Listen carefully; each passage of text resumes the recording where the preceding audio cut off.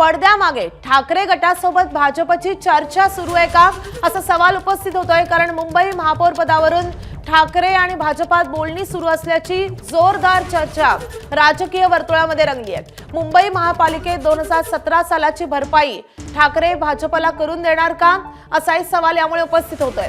2017 साली ठाकरेंचा महापौर व्हावा म्हणून भाजपने माघार घेतलेली होती। अशातच महापौर निवडीवेळी ठाकरेंचे नगरसेवक गैरहजर राहणार असल्याची चर्चा आहे। 2017 सारखीच रणनीती आताही असल्याची राजकीय वर्तुळात चर्चा रंगतेय।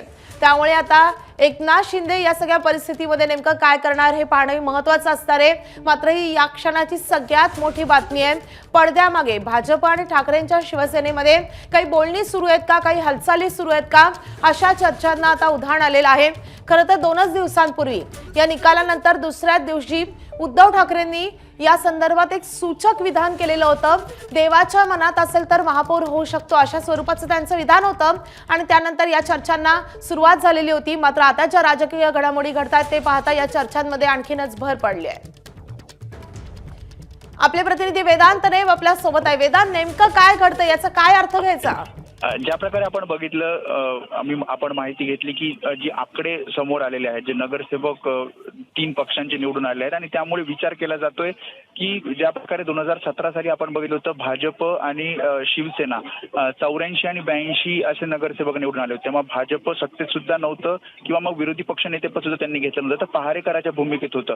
तर तसा विचार ठाकरेंच्या शिवसेनेकडनं केला जाऊ शकतो का?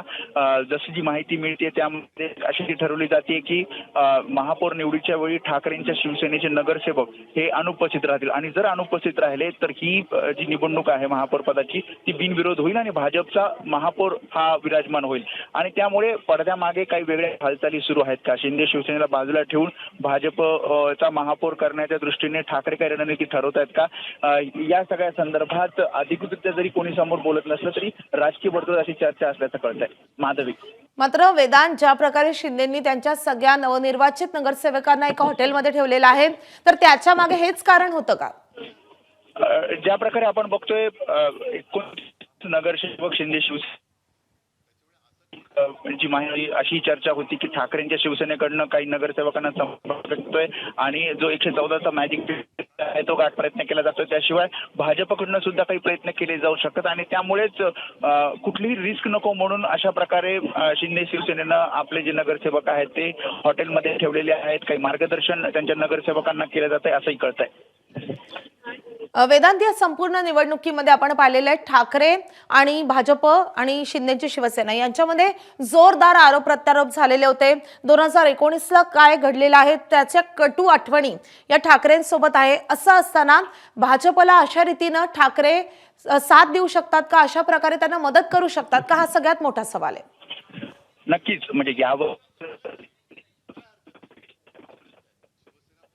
शिंदे शिवसेनेबद्दल त्यानंतर ठाकरे शिवसेनेकडनं समोर येते आणि त्यामुळे अशा प्रकारच्या ज्या चर्चा आहेत त्या समोर येताना पाहायला मिळेल। तू जसं म्हटली की एवढे आरोप प्रत्यारोप करून अशा प्रकारे पाठिंबा देणार का, तर यावर नेते या संदर्भात अधिकृत भूमिका मांडतील। मात्र जी रणनीती ठरवली जाते की शिंदे शिवसेनेला, कारण शिंदे शिवसेनेनं 2.5 वर्षाचा महापौर पद मिळावं यासाठी एक प्रकारे मागणी केलेली आहे आणि त्यामुळे जर शिंदे शिवसेनेला माग देण्याचा विचार भाजप करत असेल तर शिंदे शिवसेनेला बाजूला ठेवण्यासाठी एक वेगळी रणनीती ठाकरे शिवसेनेकडनं आखली जात असल्याचं कळतंय आणि त्यामुळेच अशा प्रकारची चर्चा। वेदांत, तुला जर असं थांबवते कारण भाजपचे नेते प्रवीण दरेकर सध्या आपल्या सोबत आहेत। दरेकरजी, तुमचं स्वागत आहे। या चर्चा आता सुरू झालेल्या आहेत की शिंदेंना बाजूला ठेवून ठाकरेंची साथ तुम्ही घेऊ शकता, त्या दृष्टीनं काही घडामोडी घडतात किंवा त्या दृष्टीनं पडद्यामागे चर्चा सुरू आहे। किती तथ्य आहे या गोष्टीमध्ये? नाही, मला वाटतं ही चर्चा कुठून कशी होते याची कल्पना नाही। याच्यात तथ्य असेल असं मला काय वाटत नाही, कारण अजूनही शिंदे साहेब त्या ठिकाणी महायुती सोबतच आहेत। एकनाथ शिंदे साहेब आणि भारतीय जनता पार्टी एकत्रित मेजॉरिटी होत असताना शिंदे साहेब आज समर्थन देणार नाही किंवा त्यांचं समर्थन घ्यावं लागेल अशा प्रकारच्या चर्चांना काही अर्थ आहे असं मला वाटत नाहीये। आणि मुंबईच्या विकासासाठी माननीय देवेंद्र फडणवीस साहेबांनी मुंबईत भाषण करताना सांगितलं की मुंबईच्या विकासावर जे मुंबईत त्या ठिकाणी आम्हाला समर्थन देतील, मुंबईचा विकास ज्यांना हवा आहे तो त्या ठिकाणी मुंबईच्या विकासासाठी स्वागतार्ह असेल। परंतु या ठिकाणी मुंबई महापालिकेत सत्ता शिंदे साहेबांची शिवसेना आणि भारतीय जनता पार्टी त्या ठिकाणी बनवेल असं मला त्या ठिकाणी व्यक्तिशः वाटतं. हम्म. आणि जर समर्थन द्यायचं असेल तर त्या संदर्भात पक्ष निर्णय घेईल. हम्म. मात्र ज्या प्रकारे अगदी निकराची लढत होती, टोकाचे आरोप प्रत्यारोप या निवडणुकीदरम्यान झालेले आहेत, हे पाहता ठाकरेंची साथ तुम्हाला हवी आहे का? तुम्हाला चालेल का ही ठाकरेंची साथ घेणं मला की अजून शिंदेची जर साथ तर घेतली जाईल? दर तरवर बोलण्यात काही अर्थ नाही. हम्म. अजून त्यांनी साथ देतोय म्हटल्याचं आमच्याकडे अधिकृत नाही. आम्ही त्यांची साथ मागितल्याचं अधिकृत नाही. त्याच्यामुळे पण मला वाटतं उद्धव ठाकरेंनीच असं सूचक विधान केलं होतं की देवाच्या मनात असेल तर महापौर होऊ शकतो आमचाही. नाही, आता या संदर्भामध्ये देवच सांगू शकतो, एक तर देव सांगू शकतो किंवा देवाभाऊ सांगू शकतात. त्याच्यामुळे त्या विषयावर चर्चांच्यावर असं हायपोथेटिकल बोलणं योग्य असं मला वाटत नाही. मात्र ज्या प्रकारे एकनाथ शिंदेंनी त्यांचे सगळे नवनिर्वाचित नगरसेवकांना एका हॉटेलमध्ये ठेवलेले आहेत, तर कुणाची भीती आहे एकनाथ शिंदेंना की त्यांना सगळ्या नवनिर्वाचित नगरसेवकांना अशा रीतीने एका हॉटेलमध्ये ठेवावं लागलंय? नाही, भीती म्हणून ठेवत नाहीत. त्या ठिकाणी एकत्रित असावं, त्यांना भविष्यामध्ये ट्रेनिंग मार्गदर्शन करणं असेल किंवा एका ठिकाणी असल्यावर समन्वय साधायला सोपं असतं. त्याच्या मागे भीतीपोटी ठेवल्याचं मला अजिबात त्या ठिकाणी वाटत नाहीये. दरेकरजी आमदारांनाही आपण धन्यवाद त्या ठिकाणी- आमच्याशी बातचीत केल्याबद्दल, तुमच्या या प्रतिक्रियेसाठी.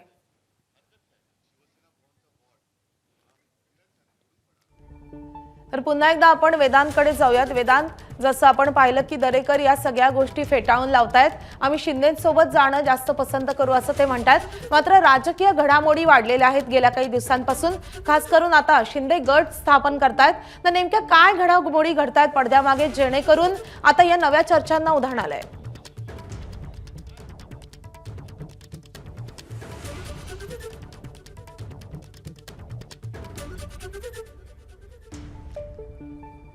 तर एक महत्त्वाची बातमी, आत्ताच्या घडीची सगळ्यात मोठी बातमी हीच आहे की पडद्यामागे ठाकरेंच्या शिवसेनेसोबत भाजपची चर्चा सुरू असल्याच्या चर्चांना उधाण आलेलं आहे. पडद्यामागे एक वेगळीच रणनीती आखली जाते आणि मुंबई महापौर पदावरून ठाकरे आणि भाजपची बोलणी सुरू असल्याचं आता बोललं जात आहे. तर 2017ची भरपाई ठाकरे भाजपला करून देणार अशी ही चर्चा आहे. 2017 साली ठाकरेंचा महापौर होण्यासाठी भाजपनं काहीशी त्यांना साथ दिलेली होती, माघार घेतलेली होती. आता ठाकरे त्याची भरपाई करणार का हे पाहणं महत्त्वाचं असेल. एबीपी माझा, उघडा डोळे बघा नीट.